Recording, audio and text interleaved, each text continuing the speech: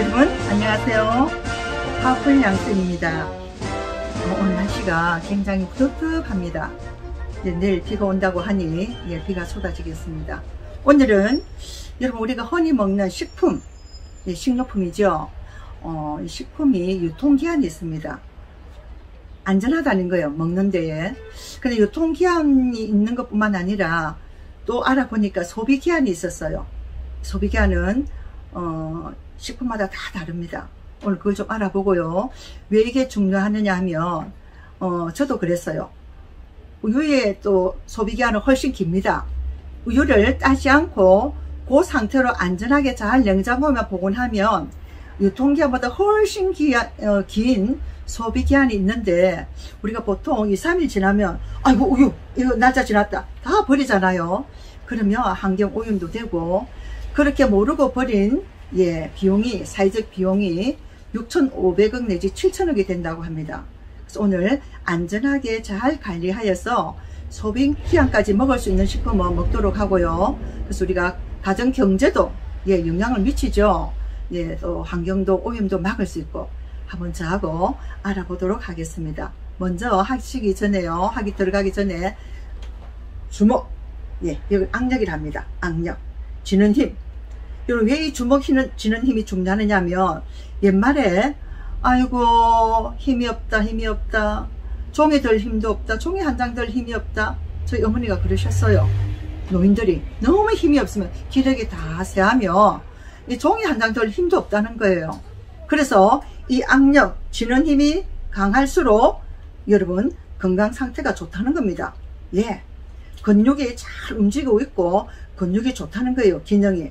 그래서 여러분 아침에 일어나시면 목 운동 반드시 하시고요. 저는 목 운동 부지런히 하고 있거든요. 이렇게 부드럽게 돌려주십시오. 50번. 그 다음에 조탁, 머리를 톡톡톡톡 치는 거, 특히 기디와 목 중요하기 때문에 제가 또 말씀드립니다. 그 다음에 60번 정도 1분 하시고요. 손을 막 비벼서 열이 나면 눈이 굉장히 중요하잖아요. 이렇게 하시고, 주먹 쥐고 펴고, 주먹 쥐고 펴고, 이거를 하십시오. 자, 그런데 이게 나 이상하다, 이거 오늘 주먹에 힘이 없노 하시면 4가지 질병을 의심할 수가 있다고 합니다. 첫째는 당뇨병. 당뇨병은 합병증으로 정말 못 쓴 거죠. 두 번째는 고혈압, 세 번째는 빈혈, 네 번째는 치매. 이런 질병이 있거나 이런 질병이 발생할 때 되면 악력, 쥐는 힘이 약해진다고 합니다. 이게 뇌와 다 연관이 되거든요. 그래서 여러분 주먹을 쥐시고 펴시고 이렇게 계속, 이거 여러분 자리 차지합니까? 앉은 자리 그대로서 얼마든지 마음먹을 할 수 있어요. 그래서 제 유튜브 보시고 여러분 꼭 운동하세요 하면 따라 하십시오. 나중에 그 양쌤 유튜브 보고 내 진짜 좋아졌대, 이런 결과물이, 건강의 결과물이 있기를 간절히 바랍니다. 그럼 한번 알아보겠습니다. 여러분 한번 우유를 볼게요. 우유 우리 가정에 참 자녀들에게도 많이 먹는 식품이잖아요. 칼슘도 많고. 그런데 우유를 카레할 때 또 넣어보세요. 굉장히 고소하고 맛있습니다. 유통기한이 6월 14일입니다. 제가 부산 사람이라서 부산 우유를 해봤습니다. 향심으로 6월 14일인데 그러면 15일, 16일 되면 안돼, 우유는 단백질인데 안돼, 위험해, 버릴까요? 아닙니다. 제가 한번 보니까요, 우유는 플러스 45일. 여러분 이게 냉장고 보관 딱 되고요, 따지만 안 했다면, 따면은 문제는 달라집니다. 따지만 하고 냉장고에 보관만 잘 됐다면 유통기한에 플러스 45일. 그럼 여러분 6월 14일이니까 얼마나 더 먹을 수 있습니까? 근데 보관이 굉장히 중요하다는 걸 기억하시고요. 소비기한은 훨씬 깁니다. 유통기한에 45일 플러스입니다. 그러면 요구르트입니다. 6월 11일이네요. 6월 11일 요구르트는 제가 보니까 플러스 10일입니다. 그러면 6월 22일까지는 안전하다는 거죠. 이것도 따면 안 됩니다. 따지 않은 이 상태로 완제품 상태를 지금 이야기하는 겁니다. 그렇게 보관했을 경우는 플러스 10일입니다. 우리가 좋아하는 달걀, 여러분 달걀은 얼마나 귀한 식품입니까? 예, 옛날에는 어릴 때 소풍 가면 엄마가 사준 삶은 달걀이 진짜 맛있었잖아요. 제가 여기에 지금 보니까요, 5월 24일 됐습니다. 살날 일자입니다. 5월 24일. 근데 제가 또 그러면 이게 유통기한은 언제까지일까? 예, 지금 제가 이 껍질을 한번 보겠습니다. 표기일로부터 30일. 유통기한은 5월 24일 표기일로부터 사날 일자로부터 한 달이나 더 있어요. 한 달, 30일. 그럼 6월 24일까지가 유통기한입니다. 아직 많이 남았어요. 근데 달걀은 또 소비기한은 언제까지냐 하면 플러스 25일. 날짜가 여유가 많아요. 그런데 여러분이 혹시나 이 달걀을 내가 언제 사놨지? 이게 이게 또 산란 일자도 잘 안 보이고 하면요, 그래서다가 물을 받아 보십시오. 찬물입니다. 이 달걀이 싱싱한가 아닌가 검사하는 방법은 달걀을 한번 떨어뜨려 보세요. 이렇게 담그면 싱싱한 달걀은 이렇게 가라앉습니다. 지금 가라앉았습니다. 안 보이시죠? 잘, 예, 이렇게 달걀이 가라앉았습니다. 이게 만약에 상했다든지, 예, 건강하지 않은, 신선하지 않은 달걀은 이렇게 뜬답니다. 그래서 이렇게 또 우리가 물로, 예, 달걀을 담가 보면 신선도를 우리가 먹을 수 있는지 아닌지 알 수가 있습니다. 그러나 중요한 것은 또 이렇게 드시다가 맛이 이상하다든지, 예, 변질됐다는 느낌이 들거나 색이 이상하면 안 드시는 게, 예, 안전하죠. 그렇게 또 참고를 하시고요. 그 다음에 중요한 거는 라면입니다. 저는 또 안성 탕면을 좋아해서 안성 탕면을 사봤는데요. 지도에 보니까 21년 12월 1일까지입니다. 12월 1일. 유통기한 깁니다. 아직까지 6개월 정도 남아있는데요. 또 소비기한은, 이 라면은 8개월입니다. 플러스 8개월. 근데 이 라면을 그렇게 사실 오래 보관해도 먹는데 건강에 이상은 없지만 맛이 떨어진대요. 맛이. 예, 그런 건 참고하시고요. 굉장히 소비기한이 깁니다. 그 다음에 두부. 제가 두부를 들고 온다는 게 깜빡했는데요. 두부는, 예, 플러스 90일입니다. 그러나 이것도 중요한 게, 우리가 두부를 사죠. 근데 그 두부에 포장된 채로 냉장고 보관할 때 플러스 90일. 이제 이거를 반으로 잘라 먹었다든지, 뭐, 이렇게 뜯었다든지 이러면 빨리 먹어야 됩니다. 그 제가 보니까 제일 기한이 짧은 게, 소비기한이 짧은 게 생크림이었어요. 특히 생크림은 날씨가 더우면 포도당 구균이라든지 식중독에 발생할 우려가 굉장히 높기 때문에 생크림은 사실은, 예, 빨리빨리 드시는 게 좋고요. 그래서 여러분이, 제가 이거 링크로 걸어 놓겠습니다. 필요하신 분은, 예, 보시고 유튜브에 링크를 이렇게 열어보시고, 예, 참고로 하시면 되겠습니다.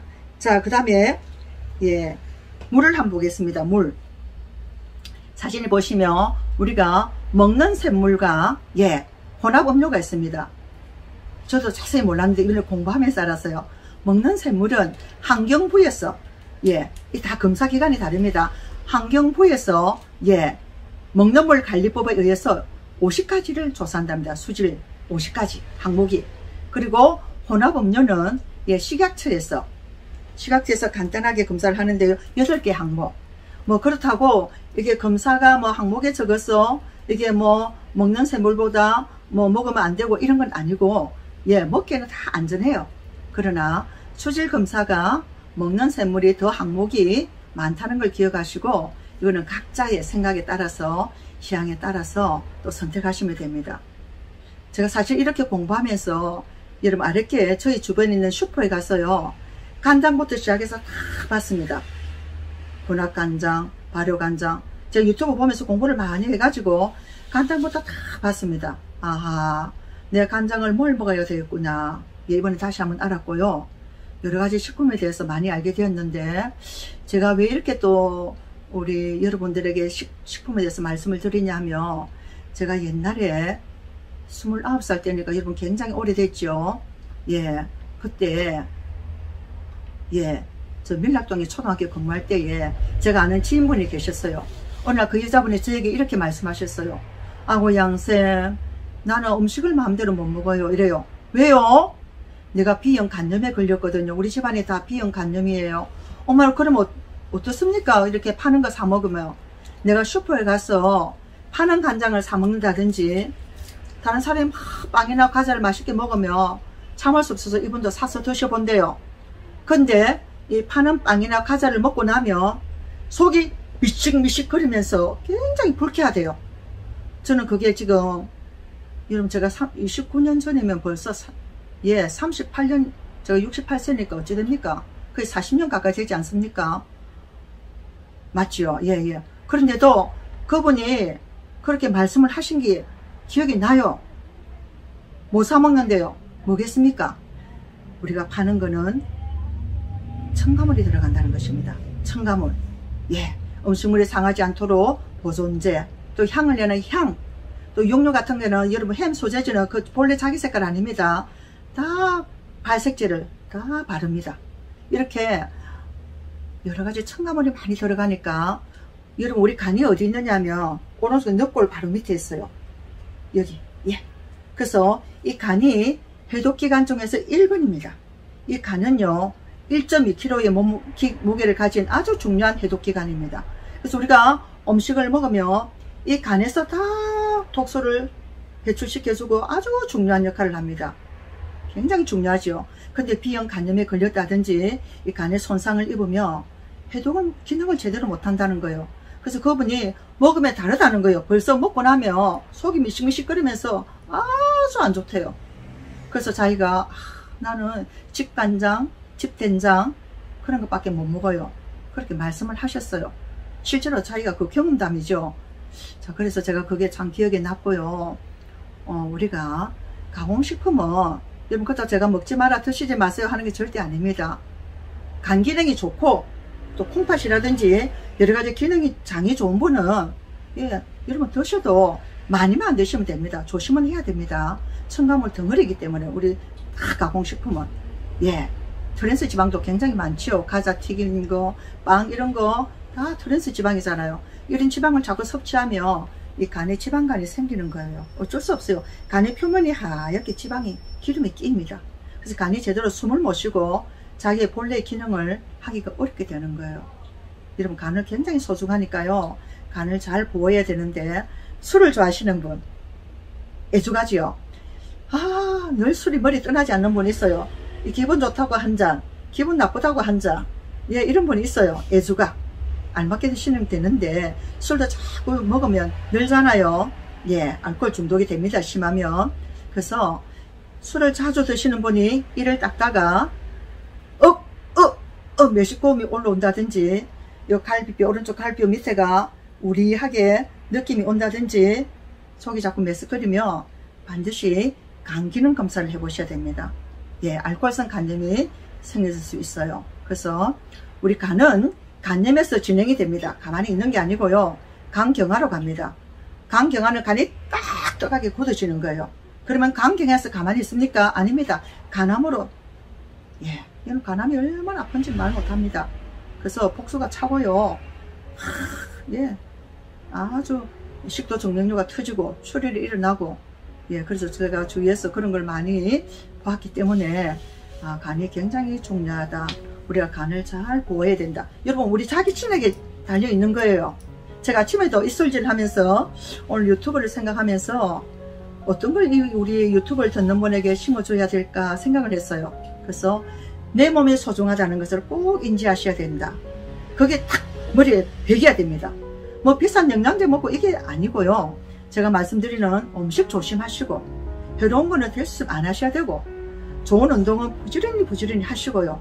그렇게 자신의 몸을 소중히 여기고 아끼고 그렇게 하면 우리 몸도 주인에게 고마워합니다. 저는 그런 걸 느껴요. 제가. 그래서 우리 이 몸을 소중하게 잘 관리하는 여러분이 되셔가지고 6월 한 달도 건강하시기 바랍니다. 여러분 감사합니다. 파이팅!